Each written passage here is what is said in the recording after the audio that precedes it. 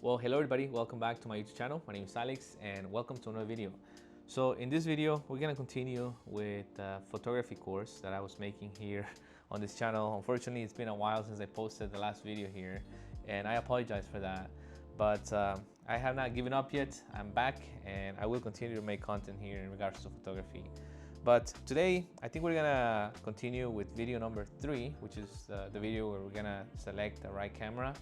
And we're gonna talk all about cameras in this video. And as you can see right here, I have 3 cameras in front of me, and I will be talking about these 3 cameras as well as the one that I'm recording myself with, which is the Canon R6. So I'm not gonna waste any more time. I'm gonna try to make these videos too long because I think that's one of the things that was making me lose motivation. I was making these videos too long and they were taking too long to edit. So we're gonna have a brief overview of these cameras, and at the end, I will tell you which camera I will select if I was to go back in the past and took all the knowledge that I have with me about photography and about cameras. This is the camera that I would buy without even thinking if I was getting into photography as a complete beginner. So stay tuned to the end because that's when I will be revealing which camera would be the perfect camera for me. But right now, let's talk about these cameras here. This one here is the Samsung NX1000. This one is the Canon R7. This one is the Panasonic Lumix G9, and recording me right now, like I said, is the Canon R6. So this Canon NX1000, and the reason why I have it here is because this is what would be considered a point and shoot or a compact camera nowadays. And the reason why these are called point and shoots is because you don't really need to change many settings to take pictures. Pretty much you just grab them, pointing, and shoot. So there's not much you can learn from these cameras if you're a complete beginner in photography and you want to increase your knowledge and your skills. This honestly don't even have that many dials where you can change things around. For its time though, when I got it about 10 years ago, this was a pretty good camera, and surprisingly it still works. You know, I have not treated this camera the best, and it still works. So that's a testament of how good Samsung cameras were. I don't know why they don't make them anymore, but this was a good camera. And another thing I liked about this camera is that you can change lenses. So this camera came with 2 different lenses, and the sensor on this camera was not that small either. You know, it's an intermediate sensor between a crop sensor camera and a micro four thirds, which we'll get into that a little bit later in this video. But you get really good images. I think it's a 20.9 megapixel sensor, so it's not that small for a camera that is more than 10 years old. So point and shoot, I wouldn't really recommend a camera like this for someone starting out in photography because in my opinion, there's way better cameras out there for what you will pay for something like this. This camera also is no longer getting any updates. You know, it's pretty laggy, and unless you got this camera for free or you got it at a very incredible deal, I would not rely on a camera like this to take on any paid work. So this is the Canon or the Samsung NX1000. This next one here is the Canon R7. This is a mirrorless camera, and it's one of the latest cameras from Canon as far as crop sensor goes. This camera, you can use it for professional photography, or if you're a hobbyist, you can also use it, you know, as a hobby. I like this camera because despite the fact that it's not considered a professional camera by many, it still has some professional features to it, such as 2 SD slots here, which means that if you do professional work, you know, you can set it to where it records the same image on both SD cards at the same time. And that's a very useful feature because, I mean, if you're shooting a wedding, for example, and in a wedding day, there's many moments where those moments are not repeatable.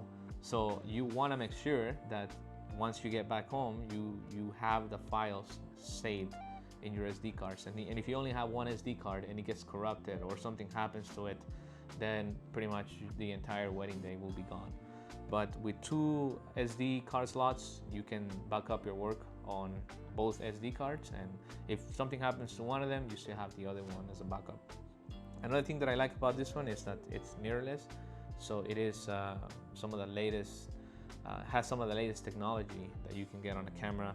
You can attach to it a newer version of lenses that Canon is putting out now, which are the RF lenses, and you can still attach some of the EF lenses because they do sell an adapter for it. So you get the best of both worlds. Another thing that I like about it is the electronic viewfinder.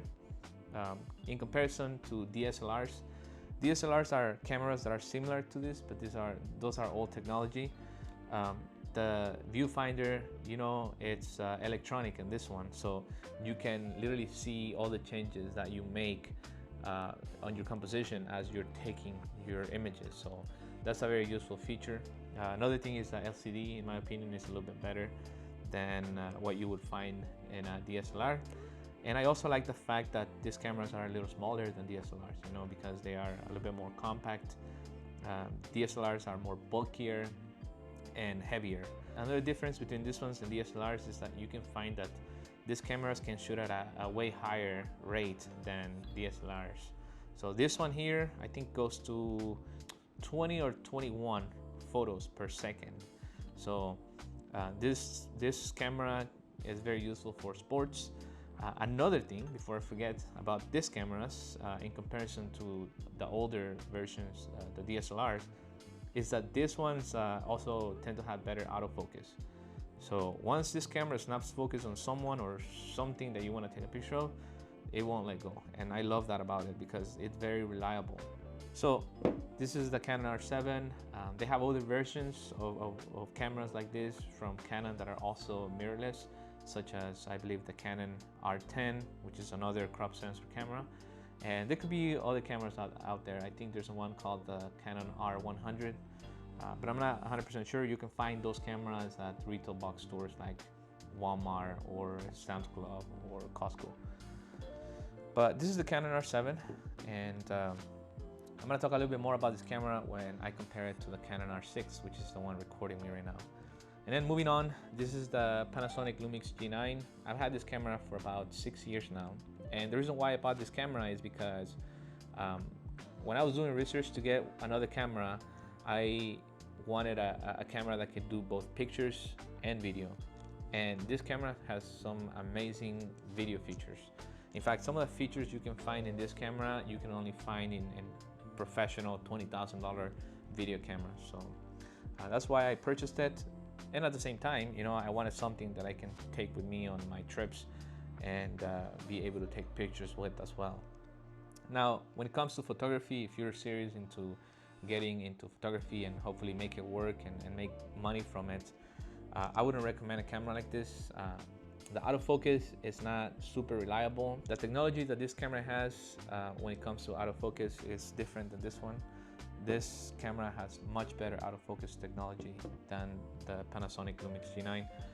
But if you don't mind, you know, focusing manually, which is not ideal for fast-paced portrait photography, or even worse, fast-paced sports photography, this camera will not be a good camera for that. So I have it here with this other two because I already own it, but it's not something that I would recommend for photography unless you purchase some of the higher end lenses that they sell for these cameras, which I've seen some people here on YouTube that have been able to make it work when it comes to photography, but those lenses are extremely pricey. So for the amount of money that you will pay for one of those lenses, you can buy one of these cameras and a lens to go with it. So that's why I would not recommend Micro Four Thirds camera for portrait photography, or if you're trying to get into photography in a more professional way.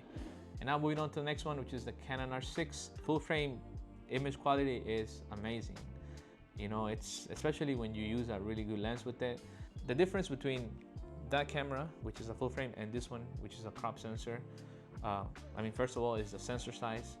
The fact that the Canon R6 has a bigger sensor means that it allows more light to go into the sensor, and therefore, you know, you are able to use a full frame camera in environments with lower light and still get really good image quality.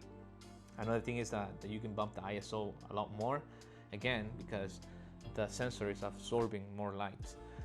Another thing that you get is a little bit more blurry backgrounds, which honestly, if you're starting out, in my opinion, that's not really a big deal, because the only people that seem to be able to tell between a photo that was taken with the full frame and a crop sensor are people who have an eye for photography already. So if you showed me an image that was taken between a full frame and a crop sensor, I will more likely be able to guess which one was taken with a crop sensor. But if you showed an image to someone that doesn't really know much about photography, they will not know which image was taken with the crop sensor or with the full frame. So it's not that big of a difference. But I mean, some people, you know, they like full frames. They think they are much better cameras, and that's what the professionals use. So once you get to a certain level, you know, you can invest in more professional equipment, and of course you will spend more money because you will be paying for a slightly better product. But if you were to ask me, if I was to go back to the past with everything that I know, and I was at the point where I was ready to buy my very first camera, then the camera that I would choose would be the Canon R7.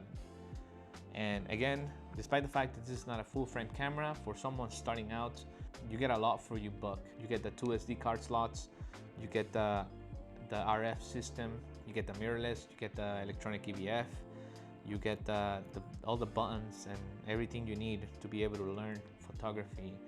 And at the same time, you know, you get a very reliable camera. You get a really good camera that you can take with you for personal trips, or you can start doing portrait photography with it if you pair it with a good lens.